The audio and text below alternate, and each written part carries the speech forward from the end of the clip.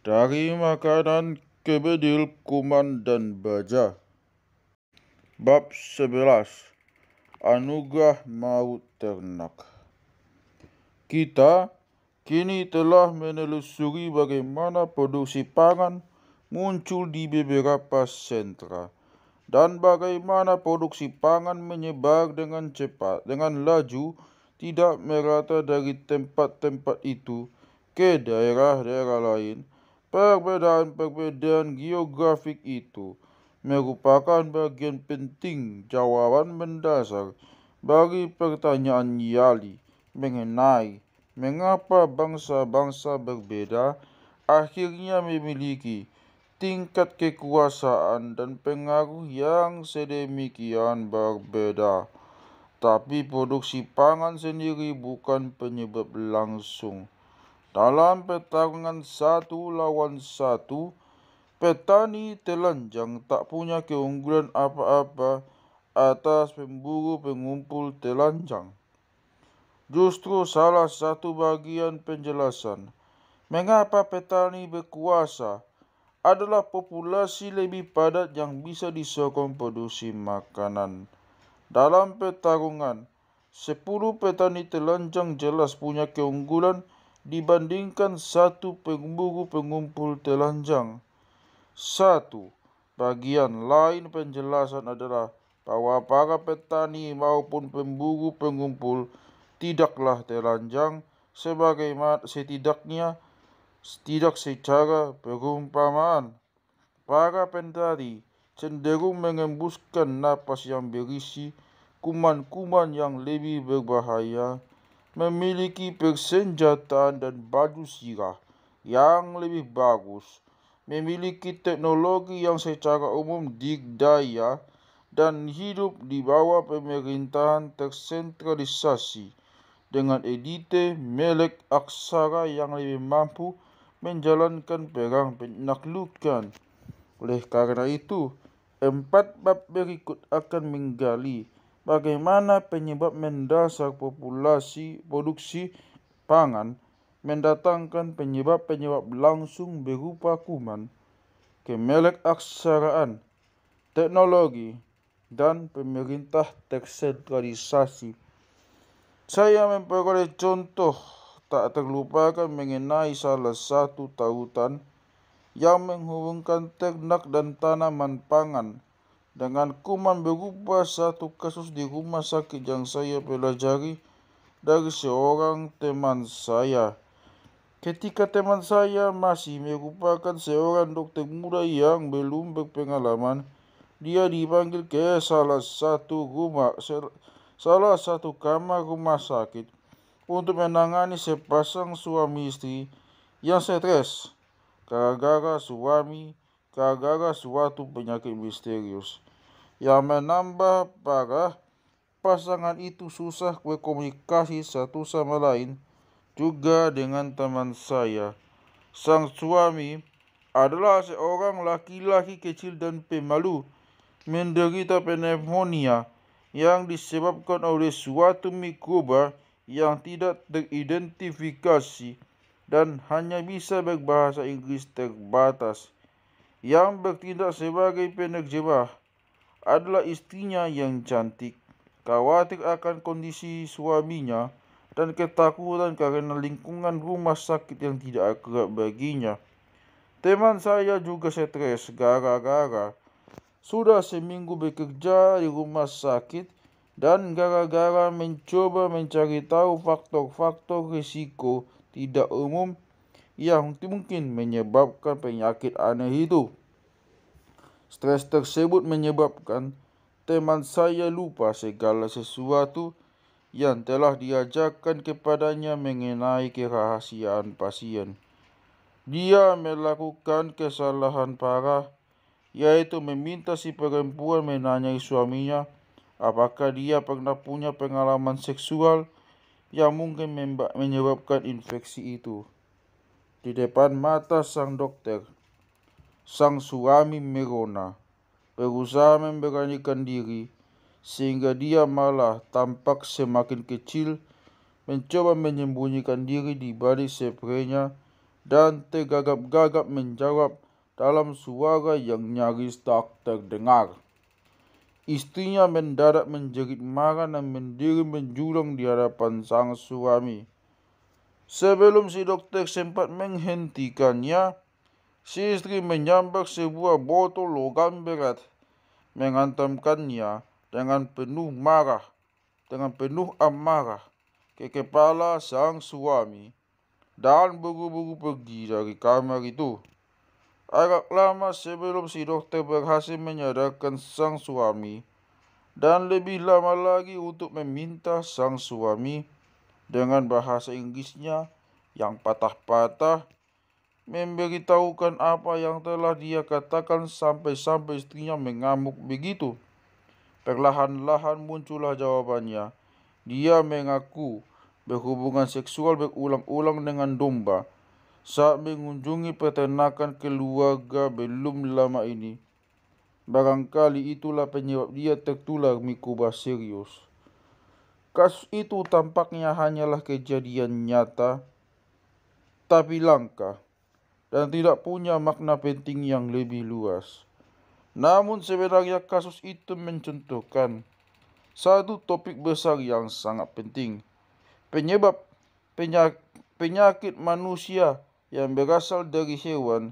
Sangat sedikit orang yang cinta domba dalam pengertian birahi seperti pasien yang tadi itu. Namun sebagian besar orang mencintai hewan kesayangan kita secara platonis, misalnya anjing dan kucing kita. Sebagai masyarakat tampaknya kita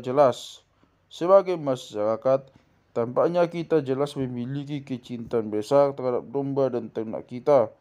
Kalau dilihat dari betapa banyaknya yang kita pelihara. Misalnya, pada saat sensus belum lama ini, 17.085.400 penduduk Australia demikian mencintai domba sehingga mereka memelihara 161.600.000 ekor. Sebagian di antara kita orang dewasa dan terlebih lagi anak-anak kita terjangkit penyakit menular dari hewan kesayangan kita. Biasanya penyakit itu hanya gangguan kecil saja, namun segelintir telah berevolusi menjadi sesuatu yang jauh lebih serius. Pembunuh utama umat manusia dalam sejarah modern, cacar, flu, tuberkulosis, malaria, pes, campak, dan kolera adalah penyakit menular yang berevolusi dari penyakit hewan. Walaupun sebagian besar mikoba yang bertanggung jawab atas penyakit-penyakit epidemik kita sendiri, anehnya kini hanya menyerang manusia saja. Karena selama ini menjadi pembunuh terbesar manusia, penyakit juga merupakan kekuatan pembentuk sejarah yang amat menentukan. Sampai Perang Dunia II, lebih banyak korban perang yang mati akibat mikoba yang tersebar akibat perang daripada luka karena pertempuran. Semua sejarah militer yang mengagung-agungkan jenderal besar hanyalah kelewat menyederhanakan kenyataan yang memukul ego. Pemenang perang masa lalu tidak selalu bala tentara dengan jenderal dan senjata terbaik, melainkan seringkali hanyalah yang menularkan kuman paling berbahaya kepada musuh-musuh mereka. Contoh paling kelam peran kuman dalam sejarah berasal dari penaklukan Amerika oleh orang-orang Eropa yang diawali dengan pelayaran Columbus pada 1492. Meskipun ada sedemikian banyak penduduk asli Amerika yang menjadi korban para konkistador Spanyol yang haus darah, jauh lebih banyak lagi yang menjadi korban mikoba Spanyol yang lebih haus darah. Mengapa pertukaran kuman jahat antara Amerika dan Eropa sedemikian tidak seimbang? Mengapa bukan penyakit pribumi Amerika yang justru merenggut nyawa banyak penyerbu dari Spanyol, menyebar ke Eropa dan membinasakan 95% populasi Eropa?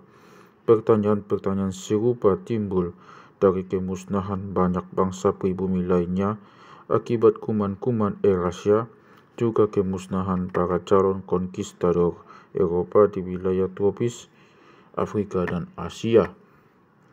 Dengan demikian, berbagai pertanyaan mengenai asal-usul hewani penyakit manusia berada di balik bola terbesar sejarah manusia dan di balik sejumlah permasalahan paling penting dalam kesehatan manusia saat ini. Ambil contohnya AIDS, penyakit manusia yang menyebar secara eksplosif, yang tampaknya telah berevolusi dari virus yang berdiam dalam tubuh monyet-monyet liar Afrika. Bab ini akan diawali dengan mendalami apa itu penyakit dan mengapa sejumlah mikroba telah berevolusi sehingga membuat kita sakit, sementara kebanyakan spesies makhluk hidup lain tidak menyebabkan kita sakit. Kita akan mengkaji mengapa banyak penyakit menular yang paling akrab dengan kita timbul sebagai epidemi atau wabah. Misalnya epidemi AIDS yang kita alami saat ini dan epidemi maut hitam wabah bubonic pest di zaman pertengahan. Kita kemudian mengkaji bagaimana nenek moyang mikroba yang sekarang hanya menyerang manusia berpindah dari hewan inang aslinya. Terakhir, kita akan lihat bagaimana wawasan mengenai asal-usul hewani penyakit-penyakit menular kita membantu menjelaskan pertukaran kuman bersejarah nyaris hanya satu arah antara orang-orang Eropa dan penduduk asli Amerika. Wajarlah kalau kita terbiasa berpikir tentang penyakit hanya dari sudut pandang kita. Apa yang bisa kita lakukan untuk menyelamatkan diri dan membunuh mikroba? Ayo bantai biang keroknya, sebodoh amat apa motif mereka. Tapi secara umum dalam kehidupan, untuk mengalahkan musuh kita harus memahaminya, dan hal itu sangat benar adanya dalam bidang kedokteran. Oleh karena itu, mari mulai dengan menyisihkan untuk sementara bias manusia kita dan mempertimbangkan penyakit dari sudut pandang mikroba. Bagaimanapun, mikroba juga produk seleksi alam seperti kita. Manfaat evolusioner apa yang mikroba peroleh dari membuat kita sakit yang aneh-aneh? Misal membuat alat kelamin kita gatal-gatal atau kita kena diare. Lagi pula, mengapa mikroba harus berevolusi sampai bisa membunuh kita? Hal tersebut sangat membingungkan dan membahayakan diri, sebab mikroba yang membunuh inangnya, yang membunuh dirinya sendiri. Pada dasarnya, mikroba berevolusi seperti spesies-spesies lain. Evolusi menyeleksi individu-individu yang paling efektif dalam menghasilkan anak dan membantu mereka menyebar ke tempat-tempat yang cocok untuk hidup. Bagi mikroba, penyebaran bisa didefinisikan secara matematis sebagai jumlah korban baru yang terinfeksi untuk setiap pasien awal. Jumlah itu bergantung kepada berapa lama setiap korban bisa menginfeksi korban baru dan seberapa efisien mikroba itu berpindah dari satu korban ke korban lain. Mikroba mengembangkan beraneka ragam cara untuk menyebar dari satu orang ke orang lain dan dari hewan ke manusia. Kuman yang lebih jago menyebar akan meninggalkan lebih banyak keturunan dan akhirnya lebih unggul dalam seleksi alam. Banyak gejala penyakit kita sebenarnya merupakan cara-cara sejumlah mikroba cerdas yang kurang ajar itu memodifikasi tubuh atau perilaku kita sehingga kita menjadi anak buah mereka dalam menyebarkan mikroba. Cara paling tidak repot bagi kuman untuk menyebar adalah menunggu saja sampai dia ditularkan secara pasif ke korban berikutnya. Itulah strategi yang dipraktikkan oleh mikroba yang menanti sampai satu inang dimakan oleh inang berikutnya. Misalnya, bakteri Salmonella yang menjangkiti kita bila kita memakan telur atau daging yang sudah terinfeksi, cacing penyebab trikinosis yang menyebar dari babi ke kita, dengan cara menunggu kita menjaga si babi dan memakannya tanpa dimasak dengan benar, serta cacing penyebab anisakiasis yang terkadang menulari orang-orang Jepang dan Amerika penggemar sushi yang menyantap ikan mentah. Parasit-parasit itu berpindah dari tubuh seorang dari hewan yang dimakan, namun virus yang menyebabkan penyakit tawa guru di dataran tinggi Papua dahulu berpindah dari satu orang ke orang lain. Guru ditularkan oleh kanibalisme ketika bayi-bayi penduduk dataran tinggi melakukan kesalahan fatal menjilat jari mereka setelah bermain-main dengan otak mentah yang ibu mereka baru saja potong dari almarhum korban guru yang sedang menunggu giliran dimasak. Sejumlah mikroba bukan menunggu sampai inang lamanya untuk mati dan dimakan, melainkan menumpang di ludah serangga yang menggigit inang yang lama dan terbang untuk mencari inang baru. Tumpangan gratis bisa disediakan oleh nyamuk pinjal kutu atau lalat tsetse yang menyebarkan malaria, pes, tipus, atau penyakit tidur. Muslihat paling nyata bagi penularan pasif diterapkan oleh mikroba yang berpindah dari seorang perempuan ke janin yang dia kandung sehingga menginfeksi si bayi sejak dia lahir. Dengan muslihat itu, mikroba yang bertanggung jawab atas sifilis, rubella, dan kini AIDS menimbulkan dilema etika yang menyebatin orang-orang yang mengimani bahwa alam semesta pada dasarnya adil. Kuman-kuman lain boleh dikata mengurus segala sesuatu dengan tangan sendiri. Mereka memodifikasi anatomi atau kebiasaan inang mereka sedemikian rupa sehingga mempercepat penularan mereka. Dari perspektif kita, luka menganga di alat kelamin akibat penyakit menular seksual seperti sifilis sungguh hal menjijikkan yang membuat malu. Tapi dari sudut pandang mikroba, luka semacam itu adalah alat berguna untuk merekrut bantuan inang dalam memasukkan mikroba ke rongga tubuh inang baru. Serupa dengan itu, lepuhan kulit yang disebabkan oleh cacar menyebarkan mikroba melalui sentuhan tubuh langsung atau tidak, terkadang secara sangat tidak langsung. Ketika orang-orang kulit putih Amerika yang bertekad memusnahkan penduduk asli Amerika pembangkang mengirimi hadiah berupa selimut-selimut yang sebelumnya digunakan oleh pasien cacar. Yang lebih hebat lagi adalah strategi yang dijalankan oleh mikroba influenza, selesema biasa, dan pertussis batuk rejan yang merangsang korban untuk batuk atau bersin sehingga meluncurkan awan mikroba ke calon inang baru. Serupa dengan itu, bakteri kolera merangsang diare parah pada korbannya yang mengantarkan bakteri ke pasokan air calon korban baru, sementara virus yang menyebabkan demam berdarah Korea menyebarkan diri melalui kencing tikus. Dalam hal memodifikasi perilaku inang, tidak ada yang mengalahkan virus rabies yang tidak hanya masuk ke air liur anjing yang terinfeksi, melainkan juga menyebabkan si anjing jadi gila menggigit sehingga menginfeksi banyak korban baru.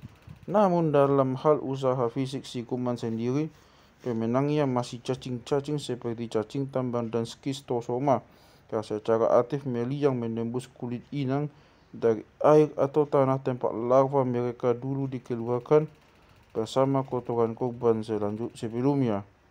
Dengan demikian, dari sudut pandang kita, luka di alat kelamin, diare dan batuk-batuk adalah gejala penyakit. Dari sudut pandang korban, itu semua adalah strategi evolusi cerdik untuk menyebarkan kuman. Makanya, kuman berkepentingan membuat kita sakit. Namun mengapa kuman juga mengembangkan strategi membunuh inangnya yang sepertinya justru merugikan dirinya sendiri? Dari sudut pandang kuman, itu hanya akibat sampingan yang tak diniatkan sama sekali, bukan penghiburan bagi kita.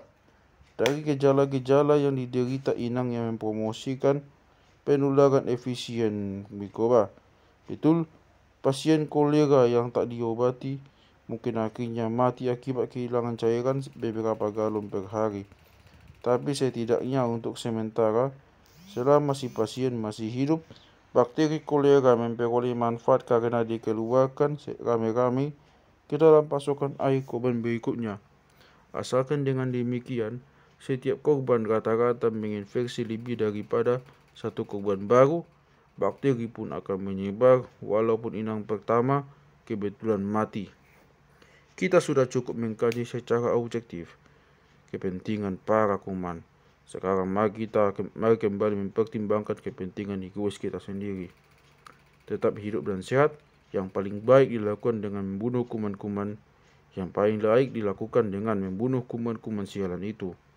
Salah satu tanggapan umum kita terhadap infeksi adalah meninggikan suhu badan alias demam. Lagi-lagi kita terbiasa menganggap demam sebagai gejala penyakit, seolah-olah demam muncul begitu saja tanpa ada fungsinya. Namun pengaturan suhu tubuh berada di bawah kendali genetis kita dan bukan terjadi hanya karena kebetulan. Segelintir mikroba lebih sensitif terhadap panas daripada tubuh kita sendiri. Dengan meningkatkan suhu tubuh, kita pun mencoba memanggang kuman-kuman itu sampai mati sebelum kita sendiri yang terpanggang. Satu lagi tanggapan umum kita adalah memobilisasi sistem kekebalan tubuh, sel-sel darah putih dan sel-sel kita yang lain, secara aktif mencari dan membunuh mikroba asing. Antibodi-antibodi spesifik yang secara bertahap kita buat untuk melawan mikroba tertentu yang menginfeksi kita, menjadikan kemungkinan kita terinfeksi lagi semakin kecil setelah kita sembuh satu kali. Seperti yang kita semua ketahui dari pengalaman, ada sejumlah penyakit misalnya flu dan salesma biasa yang terhadapnya kita hanya punya resistensi sementara. Kita pada akhirnya bisa tertular penyakit itu lagi. Tapi melawan penyakit-penyakit lain, termasuk campak, gondongan, rubella, batuk rejan dan cacar yang telah berhasil kita kalahkan, antibodi kita yang terangsang oleh satu kali infeksi akan menyebabkan kita kebal seumur hidup. Itulah prinsip vaksinasi, merangsang produksi antibodi tanpa kita harus mengalami sendiri penyakit itu dengan memasukkan mikroba mati atau galung mikroba yang telah diperlemah. Sialnya, sejumlah mikroba yang cerdik tak mengalah begitu saja ke pertahanan kekebalan kita. Sebagian telah belajar untuk menipu kita dengan mengubah potongan-potongan molekul mikroba antigennya yang dikenali oleh antibodi kita. Evolusi terus-menerus atau daur ulang galur-galur baru flu dengan antigen yang berbeda-beda menjelaskan mengapa meskipun Anda terserang flu 2 tahun lalu, ternyata itu tidak melindungi Anda dari galur berbeda yang tiba tahun ini. Malaria dan penyakit tidur bahkan lebih licik lagi karena mampu dengan cepat mengubah antigen mereka. Salah satu yang paling licik ialah AIDS yang mengembangkan antigen-antigen baru bahkan ketika sedang menduduki tubuh seorang pasien, sehingga pada akhirnya menundukkan sistem kekebalan tubuhnya. Tanggapan pertahanan kita yang paling lambat ialah melalui seleksi alam, yang mengubah frekuensi gen-gen kita dari generasi ke generasi. Untuk nyari setiap penyakit, sejumlah orang terbukti lebih kebal secara genetis daripada orang-orang lain. Dalam wabah, orang-orang yang memiliki gen resistensi terhadap mikroba tertentu berkemungkinan lebih besar untuk selamat daripada orang-orang yang tak memiliki gen-gen tersebut. Sebagai akibatnya, dalam perjalanan sejarah, populasi manusia yang berulang-ulang terpapar kepada patogen tertentu pun memiliki persentase lebih tinggi pemilik gen resistensi, hanya karena orang-orang malang tanpa gen itu lebih kecil kemungkinannya bertahan hidup dan mewariskan gen-gen mereka kepada generasi berikutnya. Itu sih bukan penghiburan. Mungkin Anda berpikir begitu lagi. Tanggapan evolusioner tidak bermanfaat bagi orang-orang sekarat yang rentan secara genetis. Tapi itu artinya populasi manusia secara keseluruhan menjadi terlindungi lebih baik dari patogen itu. Contoh pertahanan genetik semacam itu mencakup perlindungan yang ada harganya yang bisa diberikan oleh sel sabit, gen SARS, dan gen cystic fibrosis kepada orang-orang Afrika berkulit hitam, Yahudi Askenazi, dan orang Eropa Utara dari malaria, tuberkulosis, dan diare akibat bakteri. Singkatnya, interaksi kita dengan kebanyakan spesies, misalnya dengan burung kolibri, tidak menjadikan kita ataupun burung kolibri sakit. Kita maupun burung kolibri tidak harus berevolusi sehingga memiliki pertahanan terhadap satu sama lain. Hubungan yang damai itu bisa bertahan karena kolibri tidak mengandalkan kita untuk menyebarkan bayi mereka atau menawarkan tubuh sebagai makanan.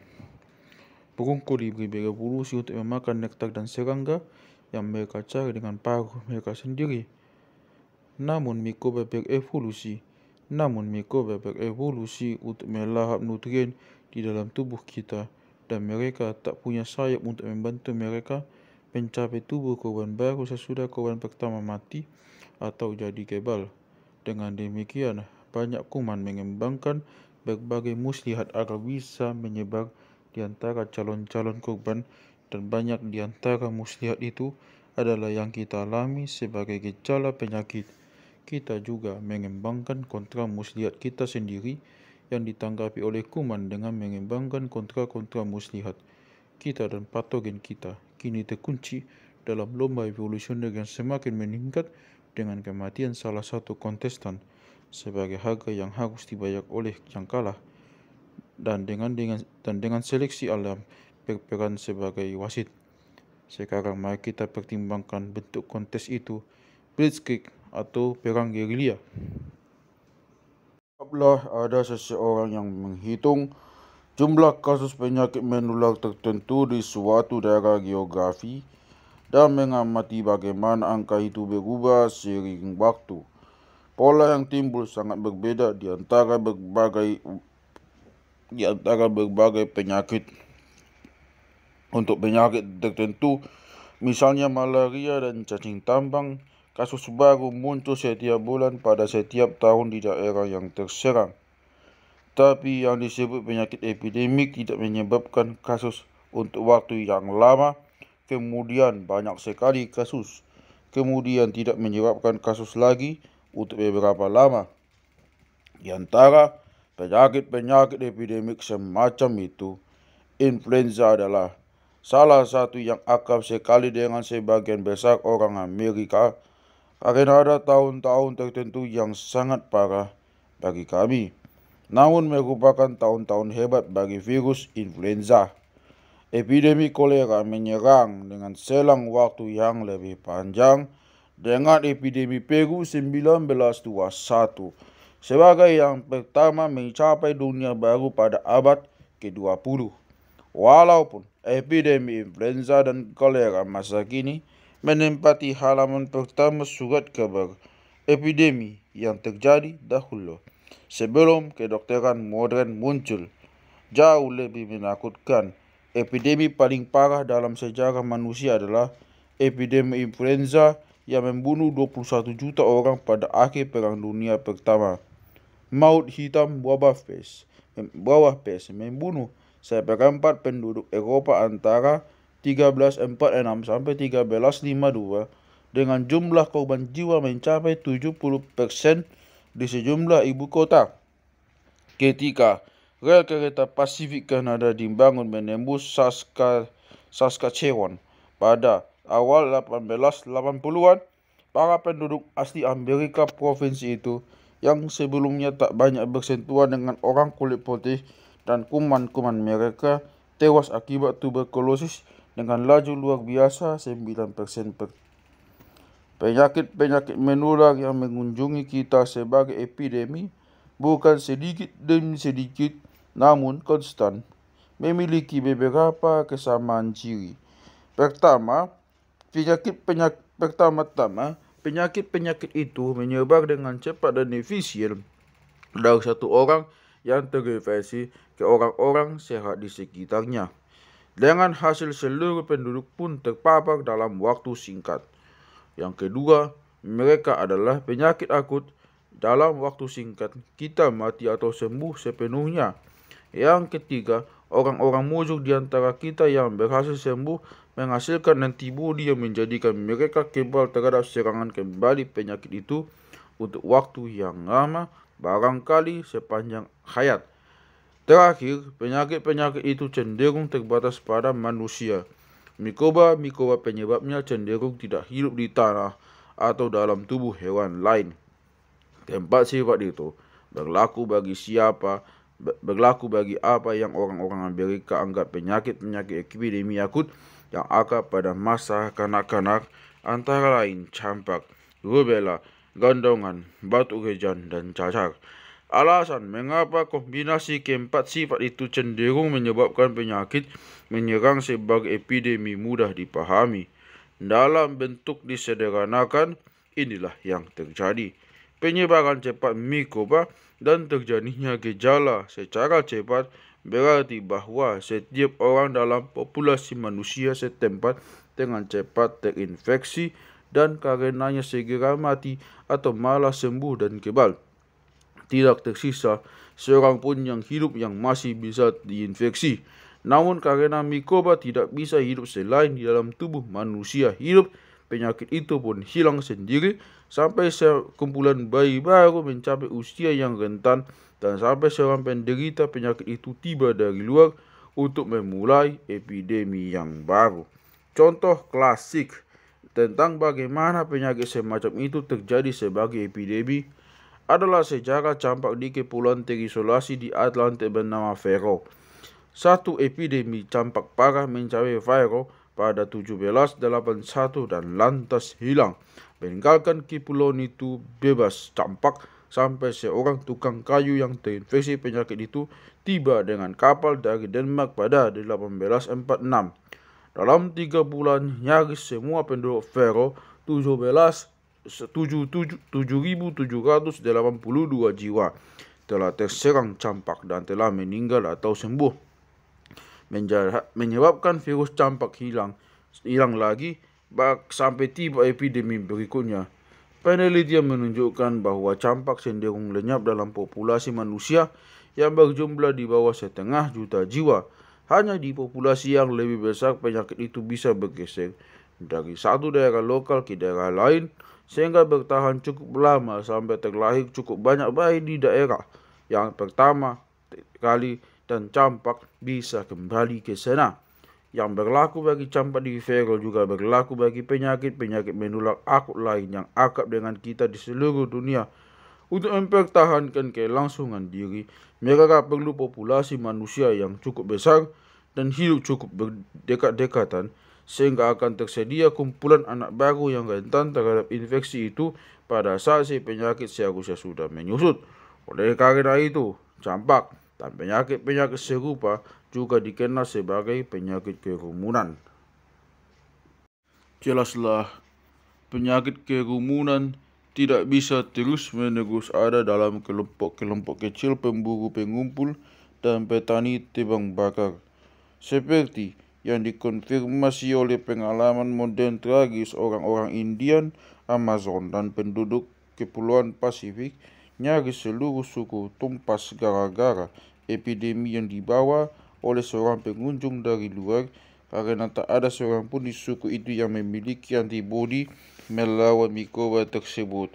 Misalnya, pada musim dingin 1902, epidemi disentri yang dibawa oleh seorang pelaut di atas kapal pemburu paus aktif membunuh 51 dari 56 orang Eskimo Saddle-Mute, sekelompok orang yang hidup sangat terisolasi di Pulau Southampton. Akibat Arktika Kanada. Selain itu, campak dan sejumlah penyakit anak-anak kita lainnya lebih mungkin membunuh orang dewasa yang terinfeksi daripada anak-anak, dan semua orang dewasa di suku itu rentan terhadap mereka. Sementara itu, orang Amerika modern jarang terserang campak ketika dewasa, sebab kebanyakan dari mereka terserang campak atau telah divaksinasi sewaktu anak-anak. Setelah membunuh nyaris semua anggota suku itu, epidemi lantas menghilang. Ukuran populasi kecil suku tersebut menjelaskan bukan hanya mengapa epidemi yang diperkenalkan dari luar tidak bisa bertahan di situ, namun juga mengapa tidak pernah terjadi evolusi penyakit epidemi di masyarakat mereka sendiri yang bisa menulari pengunjung. Bukan artinya semua populasi manusia bebas dari penyakit menular. Mereka juga memiliki infeksi, namun hanya jenis-jenis tertentu. Sebagian di antaranya disebabkan oleh mikroba yang mampu mempertahankan diri dalam tubuh hewan atau dalam tanah, sehingga penyakit itu tidak hilang melainkan terus ada untuk menginfeksi orang. Misalnya, virus demam kuning dibawa oleh monyet liar Afrika, dan karena itu selalu bisa menginfeksi populasi manusia desa di Afrika dan terbawa dalam perdagangan budak lintas samudra sehingga menginfeksi monyet dan manusia dunia baru. Ada lagi infeksi pada populasi kecil manusia yang berupa penyakit kronis seperti lepra dan patek. Oleh karena penyakit-penyakit itu bisa memakan waktu lama sekali untuk merenggut nyawa korbannya, si korban tetap hidup sebagai reservoir mikroba yang menginfeksi anggota lain sukunya. Misalnya, cakungan karimu di dataran tinggi Papua PNG, tempat saya bekerja pada 1960-an, dihuni oleh populasi terisolasi yang terdiri atas beberapa ribu orang dengan tingkat kejadian lepra tertinggi di dunia, sekitar 40%. Terakhir, populasi kecil manusia juga rentan terhadap infeksi tidak mematikan yang kita tidak bisa jadi kebal terhadapnya, dengan akibat orang itu bisa terinfeksi lagi setelah sembuh. Contohnya adalah infeksi cacing tambang dan banyak parasit lainnya. Semua jenis penyakit ini khas populasi kecil manusia. Pastilah penyakit tertua umat manusia. Penyakit-penyakit itu adalah yang bisa berevolusi dan bertahan selama jutaan tahun pertama sejak evolusi kita, ketika seluruh populasi manusia masih kecil dan terpecah-pecah. Penyakit-penyakit itu juga ada pada atau serupa dengan penyakit kerabat liar terdekat kita, kera-kera besar Afrika. Sementara itu, penyakit kerumunan yang kita bahas sebelumnya hanya bisa timbul dengan mengumpulnya populasi manusia yang besar dan padat. Terbentuknya populasi semacam itu diawali oleh bangkitnya agrikultur yang dimulai sekitar 10.000 tahun lalu, dan kemudian semakin cepat seiring kemunculan kota-kota yang dimulai beberapa ribu tahun silam. Bahkan waktu yang telah dipastikan sebagai saat kelahiran banyak penyakit menular yang akrab dengan kita ternyata belum terlalu lama berlalu. Sekitar 1600 sebelum Masehi, untuk cacar seperti disimpulkan dari bekas-bekas cacar pada sebuah mumi Mesir. 400 sebelum Masehi untuk gondongan, 200 sebelum Masehi untuk lepra, 1840 Masehi untuk epidemi polio, dan 1959 untuk AIDS. Mengapa kebangkitan agrikultur menyebabkan evolusi penyakit kerumunan penginfeksi kita? Salah satu alasan yang baru disebutkan adalah agrikultur menjaga kelangsungan populasi manusia yang jauh lebih padat daripada gaya hidup berburu mengumpulkan rata-rata 10-100 kali lipat. Sementara itu, para pemburu pengumpul sering berpindah tempat dan meninggalkan tumpukan kotoran mereka di tempat lama bersama kumpulan mikroba dan larva cacing.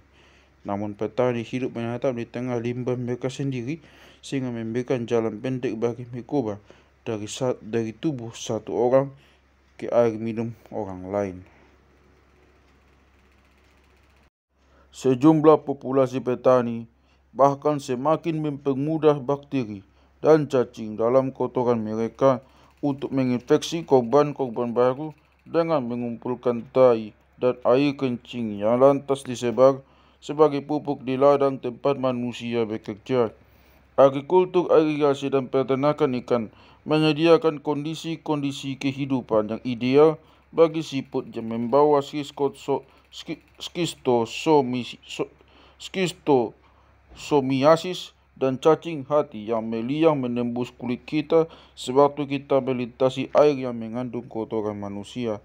Petani menetap dikelilingi bukan hanya oleh kotoran mereka sendiri, melainkan juga oleh hewan pengerat pembawa penyakit yang terpikat oleh simpanan makanan para petani. Lahan hutan yang dibuka oleh petani Afrika juga menjadi habitat berkembang biak yang ideal bagi nyamuk pembawa malaria. Bila kebangkitan petani merupakan berkah bagi mikroba kita, kebangkitan kota itu berkah yang lebih besar lagi. Sebab makin banyak manusia yang hidup berdempet-dempetan dalam kondisi sanitasi yang bahkan lebih parah lagi. Baru pada awal abad ke-20, populasi perkotaan Eropa akhirnya bisa menjaga kelangsungan diri sendiri. Sebelum itu, imigrasi terus-menerus kaum petani sehat dari pedesaan dibutuhkan untuk menggantikan kematian terus-menerus para penghuni kota akibat penyakit kerumunan. Satu lagi berkah adalah pengembangan jalur-jalur niaga dunia yang pada masa Romawi sudah secara efektif menghubungkan populasi-populasi di Eropa, Asia, dan Afrika Utara menjadi satu lahan berkembang biak raksasa bagi mikroba. Pada waktu itulah cacar akhirnya mencapai Roma sebagai wabah Antoninus yang membunuh jutaan warga Romawi antara 165 dan 180 Masehi. Sehubungan dengan itu, wabah pes muncul pertama kali di Eropa sebagai wabah Justinianus 542 sampai 543 Masehi. Namun wabah itu baru menghantam Eropa dengan kekuatan penuh sebagai epidemi maut hitam pada 1346 Masehi, ketika jalur baru perniagaan dengan Cina menyediakan sarana pergerakan cepat sepanjang sumber timur barat Eurasia menuju Eropa bagi kulit bulu berkutur dari daerah-daerah Asia Tengah yang terserang wabah. Sekarang, pesawat-pesawat jet kita bahkan mempercepat penerbangan antar benua yang menempuh jarak paling jauh menjadi lebih singkat daripada durasi kelangsungan penyakit menular manusia apapun.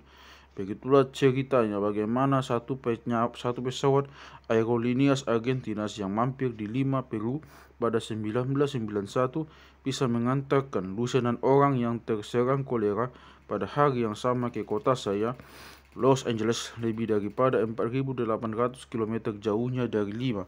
Peningkatan eksplosif perjalanan yang dilakukan oleh orang-orang Amerika dan imigrasi ke Amerika Serikat mengubah masyarakat Amerika Serikat menjadi kuali percampuran lain. Kali ini, bagi berbagai mikroba yang sebelumnya kita remehkan hanya sebagai penyebab penyakit eksotik di negara-negara jauh. Dengan demikian, ketika populasi manusia menjadi cukup besar dan terpusat, kita mencapai tahap dalam sejarah ketika kita pada akhirnya menyebab evolusi dan mempertahankan kelangsungan penyakit kerumunan yang hanya menyerang spesies kita sendiri. Namun kesimpulan itu menyajikan sebuah paradoks. Kalau begitu, sebelumnya penyakit-penyakit itu tidak mungkin pernah ada. Mereka justru berevolusi sebagai penyakit-penyakit baru. Dari mana datangnya penyakit-penyakit baru itu? Belakangan ini bermunculan bukti dari penelitian molekuler terhadap mikroba penyebab penyakit itu. Bagi banyak mikroba yang bertanggung jawab atas penyakit-penyakit itu yang hanya menyerang manusia, kini ahli biologi molekuler bisa mengidentifikasi kerabat terdekat mereka. Ternyata kerabat kuman penyakit manusia juga penyebab penyakit kerumunan menular, namun yang hanya ditemukan pada berbagai spesies hewan ternak dan kesayangan kita. Di antara hewan penyakit epidemi, penyakit epidemi juga membutuhkan populasi besar yang padat dan tak sembarangan menyerang hewan. Epidemi terutama terbatas pada hewan sosial yang menyediakan populasi besar yang dibutuhkan. Oleh karena itu, sewaktu kita mendomestikasi hewan sosial, misalnya sapi dan babi, mereka sudah terserang oleh penyakit epidemi yang menanti untuk berpindah ke kita. Misalnya, virus campak berkerabat paling dekat dengan virus penyebab rinderpest. Penyakit epidemi jahat itu menyerang sapi dan banyak hewan pemamah biak liar, tapi tidak menyerang manusia. Campak sendiri tidak menyerang sapi. Kemiripan dekat virus campak dengan virus sindepes menunjukkan bahwa tampaknya virus hewan pemamah biak itu berpindah dari sapi ke manusia dan kemudian berevolusi menjadi virus campak dengan mengubah sifat-sifatnya agar beradaptasi terhadap kita. Perpindahan itu sama sekali tidak mengejutkan, mengingat banyak petani yang hidup dan tidur dekat sapi dan kotoran, air seni, napas, luka, dan darah sapi. Kekerapan kita dengan sapi telah berlangsung selama 9.000 tahun sejak kita mendomestikasi sapi. Cukup waktu bagi virus sindepes untuk menemukan kita di dekat tempat kita berada. Seperti yang diilustrasikan tabel 11.1, penyakit menular lain yang akrab dengan kita dapat ditelusuri juga ke penyakit hewan-hewan sahabat kita. Mengingat betapa dekatnya kita dengan hewan-hewan yang kita sayangi, pastilah kita dibombardir terus-menerus oleh mikroba mereka. Para penyerbu itu disaring oleh seleksi alam dan hanya segelintir di antaranya berhasil mengukuhkan diri sebagai penyakit manusia. Serbu cepat terhadap penyakit-penyakit masa kini memungkinkan kita menentukan keempat tahap dalam evolusi penyakit khusus manusia dari penyakit hewan.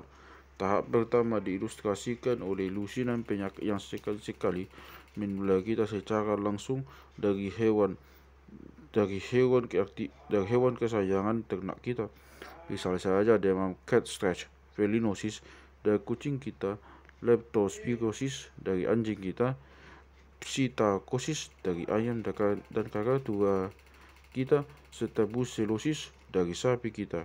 Kita juga mungkin terserang penyakit dari hewan liar, misalnya tularemia yang menulari pemburu yang mengguliti kelinci liar. Semua mikroba itu masih berada pada tahap awal evolusi menjadi patogen khusus manusia.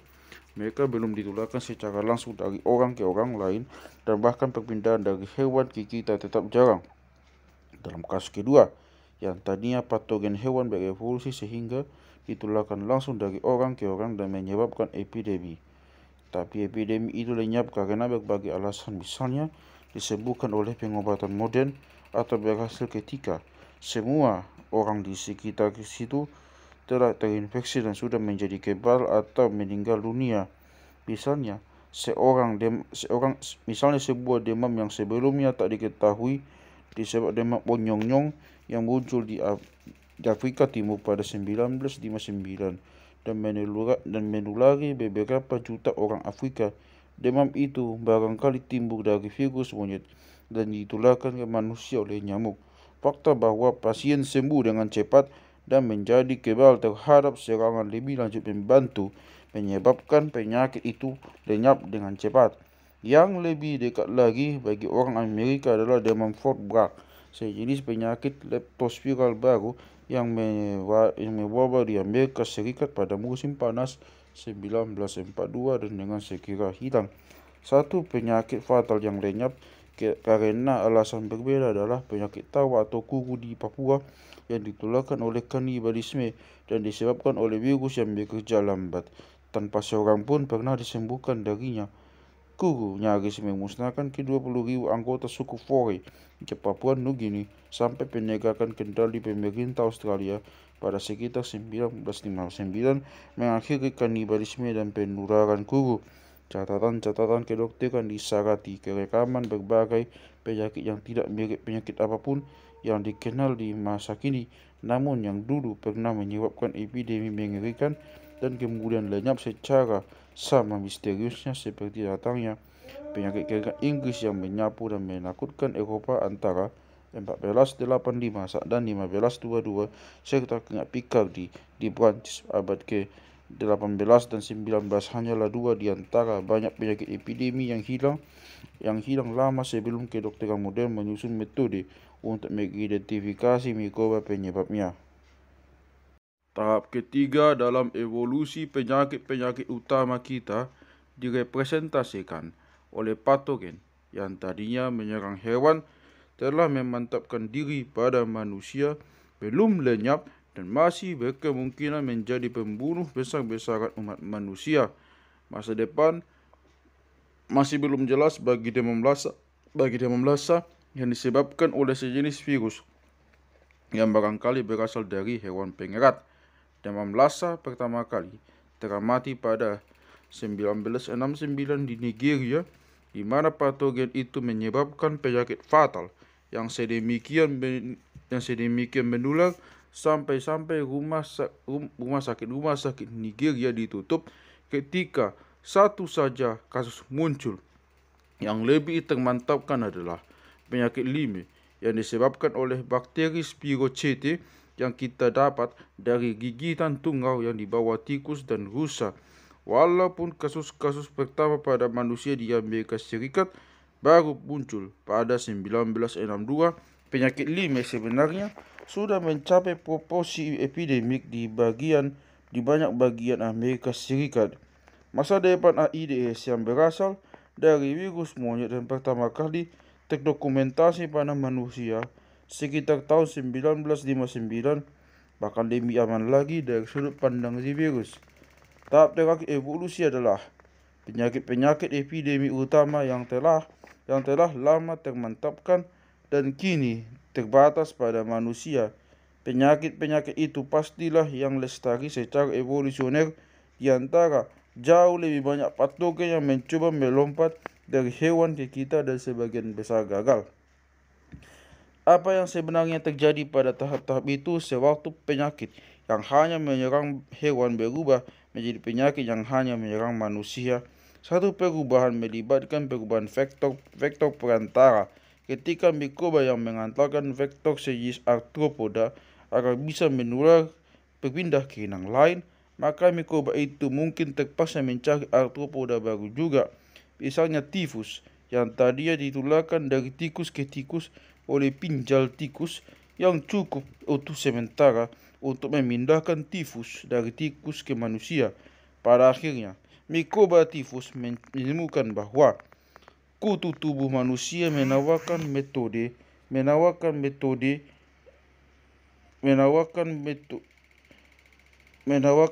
yang jauh lebih efisien untuk berpindah secara langsung dari manusia ke manusia.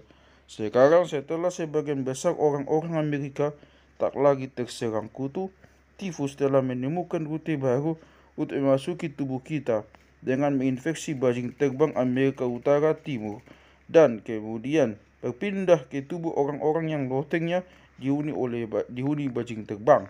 Singkatnya, penyakit merepresentasikan evolusi yang sedang berjalan dan mikroba beradaptasi melalui seleksi alam terhadap inang dan vektor baru. Namun, dibandingkan dengan tubuh sapi, tubuh kita memiliki sistem pertahanan kutu, kotoran, dan proses-proses kimiawi yang berbeda. Dalam lingkungan baru itu, mikroba harus berevolusi mengembangkan cara-cara baru untuk hidup dan memperbanyak diri. Dalam beberapa kasus yang instruktif, dokter hewan mampu mengamati mikroba yang mengevolusikan cara-cara baru itu. Kasus yang dipelajari paling baik adalah apa yang terjadi ketika Myxomatis menyerang kelinci Australia. Virus Myxo yang tadinya mendiami tubuh satu spesies kelinci liar Brazil teramati menyebabkan epidemi mematikan pada kelinci domestik Eropa yang merupakan spesies berbeda. Oleh karena itu, virus tersebut sengaja diintroduksi ke Australia pada 1950 dengan harapan bisa mengenyahkan wabah kelinci Eropa yang dengan bodohnya diintroduksi pada abad ke-19 di benua tersebut. Pada tahun pertama, Myxo menyebabkan tingkat kematian yang menyenangkan bagi para petani Australia sebesar 99,8% pada kelinci-kelinci yang terinfeksi. Sayangnya bagi petani, tingkat kematian itu kemudian turun menjadi 90% pada tahun kedua dan akhirnya menjadi 25%, menciutkan harapan menyelamatkan kelinci dari Australia. Masalahnya adalah virus Myxo berevolusi demi kepentingannya sendiri yang berbeda dari kepentingan kita maupun kelinci. Virus itu berubah sehingga membunuh lebih sedikit kelinci dan memungkinkan kelinci yang terinfeksi hidup lebih lama sebelum mati. Sebagai akibatnya, virus Mixo yang tidak begitu mematikan menyebabkan bayi virus ke lebih banyak kelinci daripada Mixo aslinya yang sangat ganas. Untuk contoh, serupa pada manusia, kita hanya perlu tengok evolusi mengejutkan sifilis. Kini, bila mendengar kata sifilis, kita biasanya langsung mengaitkannya kepada dua hal, yaitu lepuhan di alat kelamin dan penyakit yang berkembang dengan sangat lambat menyebabkan kematian banyak korban yang tidak diobati baru setelah bertahun-tahun. Tapi ketika sifilis tercatat untuk pertama kali secara jelas di Eropa pada 1495, bentil-bentilnya sering kali ditemukan di sekujur tubuh dari kepala sampai lutut, menyebabkan daging rontok dari manusia dan menyebabkan kematian dalam beberapa bulan. Pada 1546, sifilis telah berevolusi menjadi penyakit dengan gejala-gejala yang kita kenal baik sekarang. Tampaknya seperti juga myxomatis, bakteri spiroset sifilis berevolusi untuk menjaga agar korban mereka hidup lebih lama sehingga sempat menularkan kuman kepada lebih banyak korban. Arti penting mikroba mematikan pada sejarah manusia digambarkan dengan baik oleh penaklukan dan pemusnahan penduduk dunia baru oleh orang-orang Eropa. Jauh lebih banyak penduduk asli Amerika yang tewas di pemberingan gara-gara kuman manusia daripada di medan pertempuran gara-gara bedil kecil dan pedang Eropa. Kuman itu memperlemah pertahanan orang-orang Indian dengan membunuh sebagian besar orang Indian dan para pemimpin mereka serta menciutkan nyali orang-orang yang tersisa. Misalnya, pada 1519, Cortes mendarat di pesisir Meksiko bersama 600 orang Spanyol guna menaklukkan kekaisaran Aztec yang luar biasa militeristik dengan populasi berjuta-juta jiwa. Bahwa Cortes bisa mencapai ibu kota Aztec di Tenochtitlan lolos dengan hanya kehilangan 2/3 pasukannya dan berhasil bertarung sampai bisa kembali ke pesisir, menunjukkan keunggulan militer Spanyol sekaligus kenaifan bangsa Aztec pada awalnya. Namun ketika serbuan Cortes yang berikutnya datang, orang-orang Aztec tak lagi sedemikian naif dan bertempur di jalanan dengan sangat ngotot. Yang memberikan orang-orang Spanyol keunggulan penentu adalah cacar yang mencapai Meksiko pada 1520 bersama seorang budak yang terinfeksi dan datang dari Kuba Spanyol. Epidemi yang dihasilkan akhirnya membunuh nyaris separuh populasi Aztec termasuk Kaisar Cuitlahua. Orang-orang Aztec yang masih hidup ciut nyalinya karena penyakit misterius yang merenggut nyawa orang-orang Indian namun tak menyentuh orang-orang Spanyol, seolah-olah menandakan betapa orang-orang Spanyol tak bisa dikalahkan.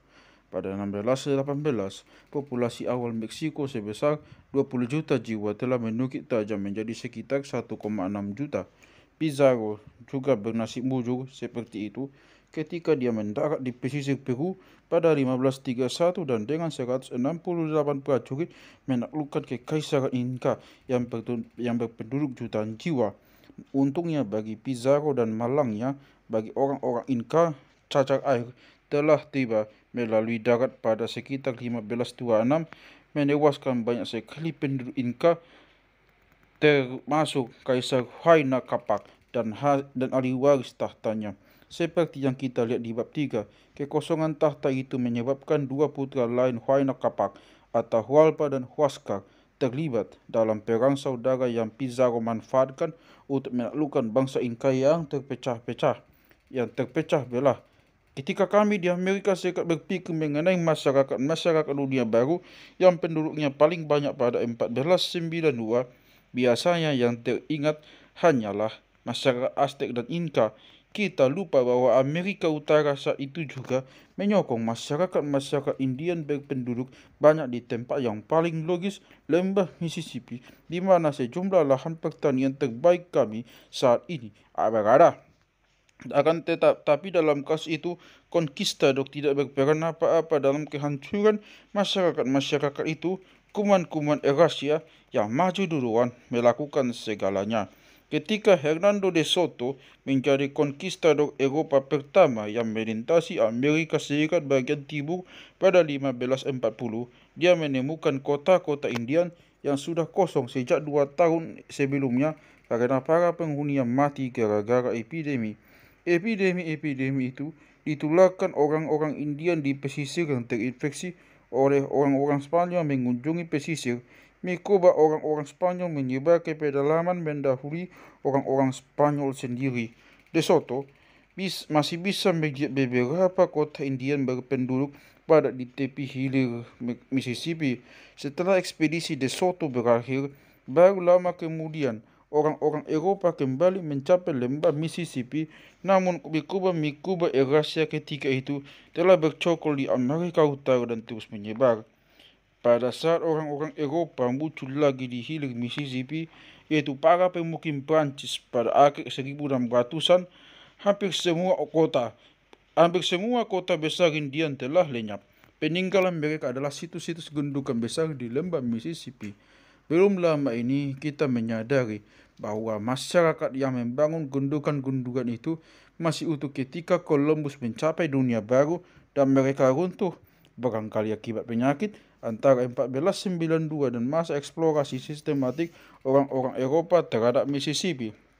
Sewaktu saya masih muda, anak-anak sekolah Amerika diajari bahwa Amerika Utara tadinya dihuni oleh hanya sekitar 1 juta orang Indian. Angka serendah itu berguna untuk menjustifikasi penaklukan orang kulit putih atas apa yang bisa dipandang sebagai benua yang nyaris kosong. Tapi penggalian arkeologi dan penelitian mendalam tentang penjabaran-penjabaran yang ditinggalkan oleh para penjelajah Eropa paling awal terhadap pesisir Amerika Utara kini memunculkan angka awal sekitar 20 juta jiwa orang Indian. Untuk dunia baru secara keseluruhan, penyusutan populasi Indian dalam 1 atau 2 abad setelah kedatangan Columbus diperkirakan mencapai 95%. Para pembunuh utama adalah kuman-kuman dunia lama yang tidak pernah dihadapi oleh orang-orang Indian. Orang-orang Indian tidak memiliki kekebalan apapun, ataupun resistensi genetis terhadap kuman-kuman itu. Cacar, campak, influenza, dan tifus bersaing memperebutkan peringkat teratas dalam daftar pembunuh. Seolah-olah belum cukup, difteri, malaria, gondongan, batuk rejan, pes, tuberkulosis, dan demam kuning menyusul dalam jarak dekat. Dalam banyak kasus, orang-orang kulit putih betul-betul menyaksikan sendiri kehancuran yang terjadi ketika kuman-kuman itu tiba. Misalnya pada 1847, suku Indian Mandan dengan salah satu kebudayaan paling rumit di Great Plains terserang cacar yang dibawa penumpang kapal uap yang menyusuri sungai Missouri ke arah hulu dari St. Louis. Populasi satu desa Mandan menukik dari 2.000 menjadi di bawah 40 dalam beberapa minggu. Sementara selusin lebih penyakit menular utama dari dunia lama berhasil menetap di dunia baru, barangkali tak satu pun penyakit pembunuh utama mencapai Eropa dari Amerika. Satu-satunya kekecualian barangkali adalah sifilis yang asal-usulnya masih kontroversial. Ketidakseimbangan pertukaran kuman itu menjadi semakin mengejutkan ketika kita ingat bahwa populasi manusia yang padat adalah prasyarat bagi evolusi penyakit-penyakit kerumunan menular kita. Bila penghitungan ulang terhadap populasi dunia baru Pak Columbus betul, maka jumlahnya hanya berbeda sedikit dengan penduduk Eurasia yang sezaman. Sejumlah kota dunia baru seperti Tenochtitlan tergolong kota-kota berpenduduk paling besar pada zaman itu. Mengapa di Tenochtitlan tidak ada kuman-kuman mengerikan yang menunggu orang-orang Spanyol? Salah satu faktor yang turut berperan adalah bahwa populasi manusia yang padat ternyata muncul lebih belakangan di dunia baru daripada di dunia lama. Satu lagi adalah bahwa ketiga pusat berpenduduk paling padat di Amerika, Andes, Mesoamerika, dan lembah Mississippi tidak pernah terhubung oleh perdagangan rutin menjadi lahan perkembangbiakan besar bagi mikroba seperti Eropa, Afrika Utara, India, dan Cina terhubung pada zaman Romawi. Tapi faktor-faktor itu belum menjelaskan mengapa dunia baru tampaknya tak memiliki penyakit kerumunan mematikan sama sekali. Dilaporkan ada temuan DNA tuberkulosis dari mumi orang Indian Peru yang meninggal 1000 tahun lalu, namun prosedur identifikasi yang digunakan tidak membedakan tuberkulosis manusia dari patogen kerabat dekatnya Mycobacterium bovis yang tersebar luas pada hewan liar. Justru alasan utama kegagalan munculnya penyakit kerumunan mematikan di Amerika menjadi jelas ketika kita berhenti sejenak dan mengajukan pertanyaan sederhana. Dari mikroba apa kira-kira mereka berevolusi? Kita telah lihat bahwa penyakit kerumunan Eurasia berevolusi dari penyakit hewan kawanan Eurasia yang terdomestikasi. Sementara banyak hewan semacam itu ada di Eurasia, hanya 5 hewan seperti itu yang terdomestikasi di Amerika. Kalaupun di Meksiko dan Amerika Serikat Barat Daya, lama alpaka dan Guinea pig di Andes, entok di Amerika Selatan tropis, dan anjing di seluruh Amerika. Kita juga lihat bagaimana ketiadaan ekstrim hewan domestik di dunia baru itu mencerminkan ketiadaan hewan liar sebagai sumber domestikasi. Sekitar 80% mamalia liar besar di Amerika punah pada akhir zaman es terakhir sekitar 13.000 tahun lalu. Segelintir hasil domestikasi yang tersisa bagi penduduk asli Amerika kecil kemungkinannya menjadi sumber penyakit kerumunan dibandingkan sapi dan babi. Entok dan kalkun tidak hidup dalam kawanan besar, dan mereka bukan spesies yang bisa dipeluk-peluk seperti anak domba dan melakukan banyak kontak fisik dengan kita. Guinea pig mungkin telah menyumbangkan sejenis infeksi trypanosoma seperti penyakit Chagas atau leishmaniasis ke dalam katalog penderitaan kita, namun itu belum pasti. Pada awalnya, yang pasti mengejutkan adalah ketiadaan penyakit manusia yang berasal dari lama atau alpaka yang menggoda untuk kita anggap sebagai hewan Andes yang setara dengan ternak Eurasia. Tapi pada lama ada 4 hal yang mencegah mereka menjadi sumber patogen manusia. Mereka dipelihara dalam kawanan yang lebih kecil daripada domba, kambing, dan babi. Jumlah total mereka tidak pernah sebesar populasi ternak domestik Eurasia. Orang-orang tidak meminum dan terinfeksi oleh susu lama, dan suku lama tidak dipelihara dalam ruangan dekat dengan manusia.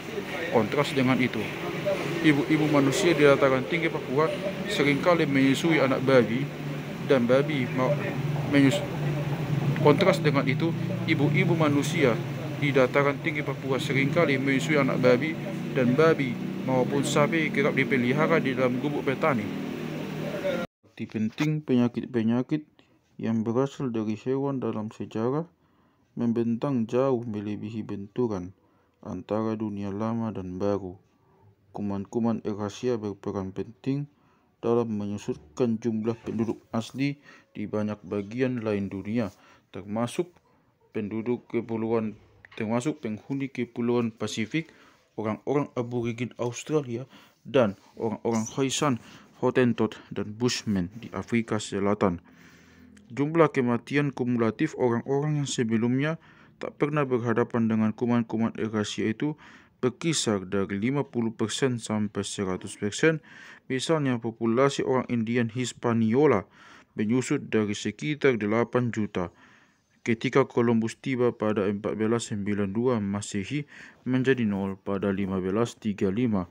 Campak mencapai Fiji bersama seorang kepala suku Fiji yang pulang dari kunjungan ke Australia pada 1875, lantas membunuh sekitar 1/4 dari semua orang Fiji yang hidup saat itu, setelah sebagian besar orang Fiji tewas akibat berbagai epidemi yang bermula dengan kunjungan pertama orang-orang Eropa pada 1791.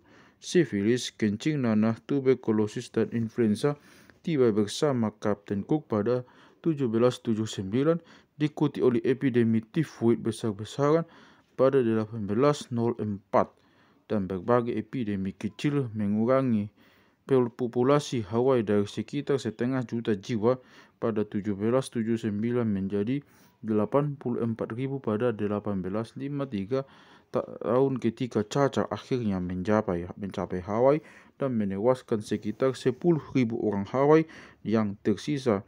Pasti masih banyak contoh lain.